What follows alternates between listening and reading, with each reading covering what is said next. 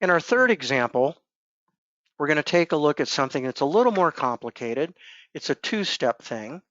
I'm going to be doing directed staging, and I've got a pick ticket in front of me with 3 items on it.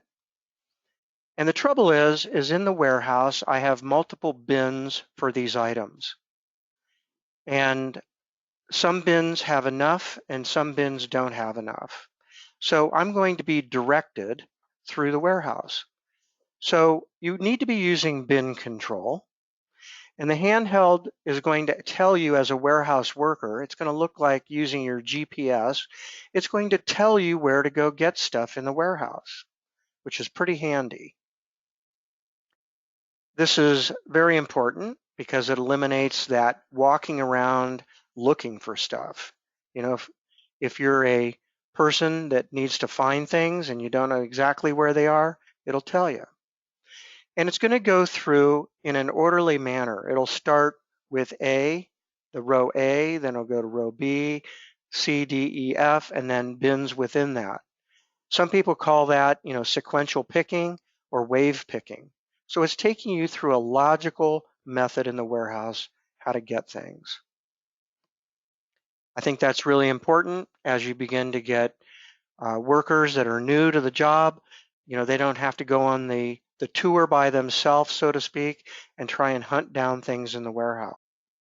Now, the idea behind staging, besides what I just mentioned, is I'm not actually going to be doing the picking of the order, but I'm going to be doing the movement. So we call it directed order staging because we're going to be moving items from the warehouse to the staging area. So it's really a bin-to-bin transfer. And then I'm going to hand off the order to the packing people that'll put the actual order together and get it out the door. So let's go ahead and do this. So here's the first item that I need to go after. If you look at the screen there, it says this is a bin component. So that's the name of the item. I named it that so I could remember what its characteristics were. And if you read the screen, it says the unit of measure is each, remaining quantity is 12, and it's telling me to go to A100 and get 10.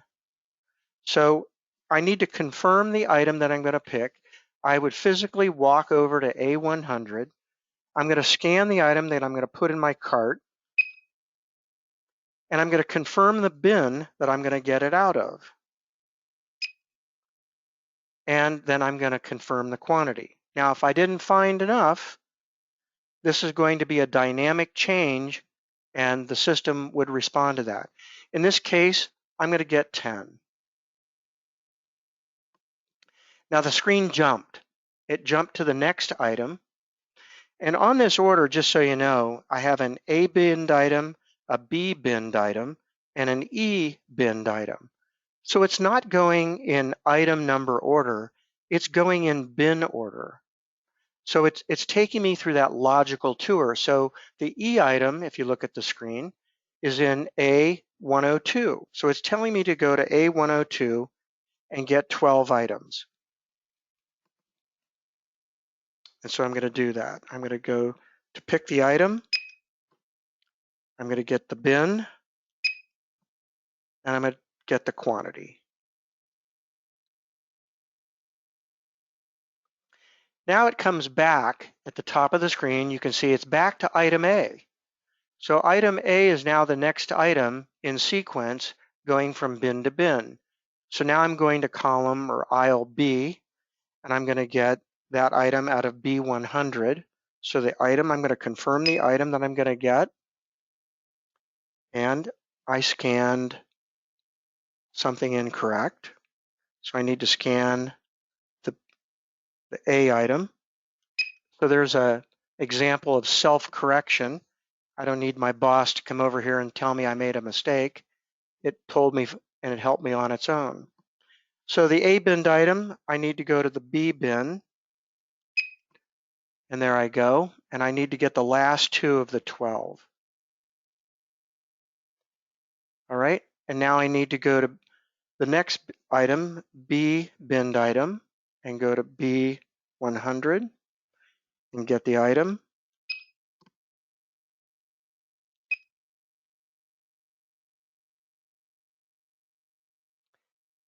And finally, I need to go to J.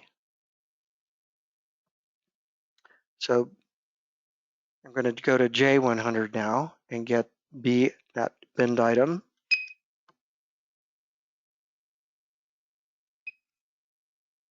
And the quantity is 2. All right. So you can see on the screen here, it's telling me that I'm now fully staged, which means I've moved all those components from the warehouse, probably to my cart. And now I'm going to wheel my cart over to the shipping area where the shipping guy is going to put the order together. Again, if you use Agility Shipping, you can use Agility Shipping to pack the order. You could also use this item, this component, for using it with a different shipping system. So if you want to stage items and ship them out with Starship or something, this is a great way to move your material to the shipping station and push them out from there. Well, since this is all about Agility Shipping, I'm going to show you how that would work. All right, now that the items are there, I'll use another WiSys app called Cart and Pack. And I'm going to create a new shipment number and a new carton.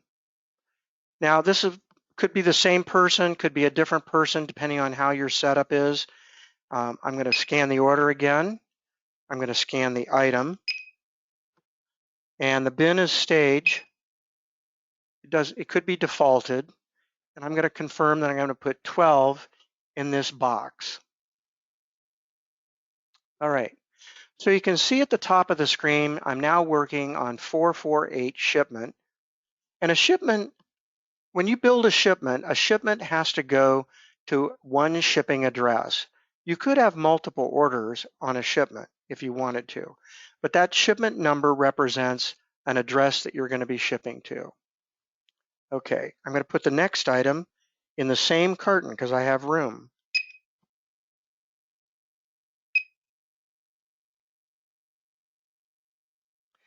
All right, so there we go. I've got the shipment, the carton, and I'm going to push that button right down here called New Carton. You can see the screen responded with a new carton number. And I'm going to get the last item. I'm going to put that item in the box and confirm the quantity. And I'm basically done. So at this point, I have staged the material and now I have packed up that order. So let's go back to the desktop Agility for a minute. And that order could just sit there. It doesn't have to go right now. It's going to wait until it needs to be shipped. And when I bring up Agility Explorer, I'm going to go to the shipping application that might be in the manager's office, or again, it could be run by the same person. I'm going to just get rid of this analytic here and open up Agility Shipping on the desktop. And our shipment number was 448. So if you look closely here, I've got my shipment number is 448, right there, 448. I have carton 1 and carton 2, and I've got the items in that carton. So it could just sit there and wait, or if you want to put it on the truck right now, all you do is push this button.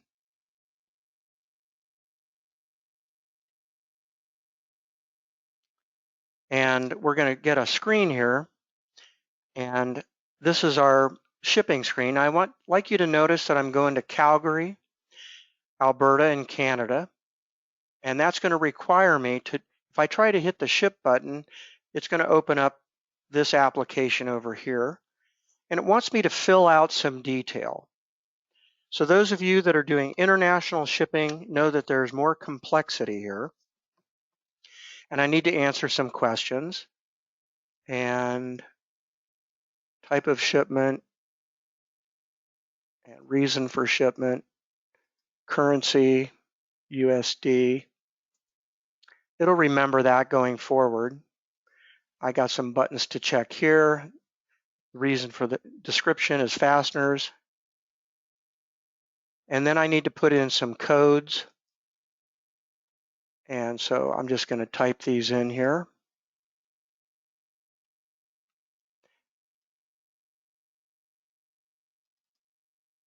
And export. I think I'm good there. And it asked me a question, if I ever ship this item again, what code do you want to remember? It'll remember those codes for me. So I have to go a little slower today just because I haven't done this one for this customer before.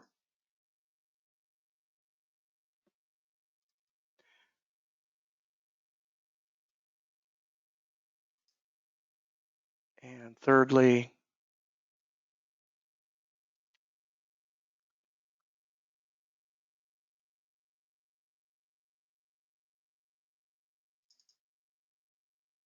and we're good.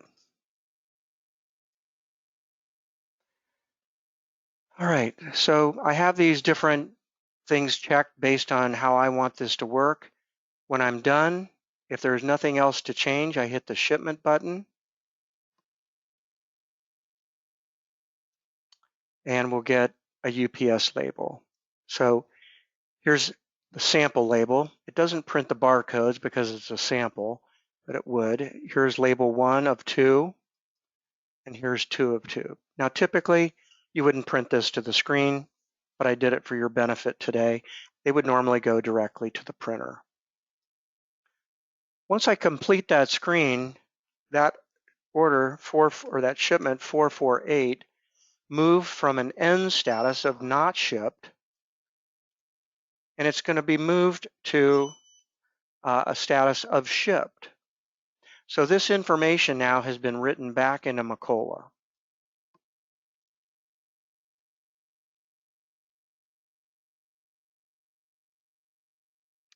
And let's go take a look at it so you can see what happened.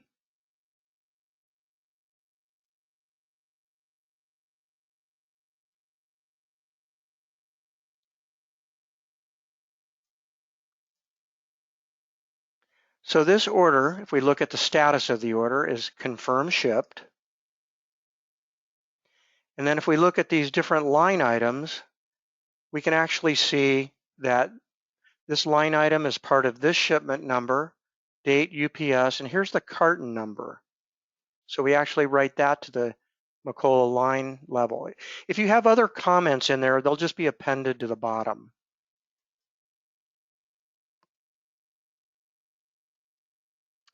So that is directed staging plus an international shipment, so you can see that how that works. That's all going through the Agility Shipping layer that's communicating directly with UPS, FedEx, or USPS. There's no end of day procedure. It is just real-time connectivity.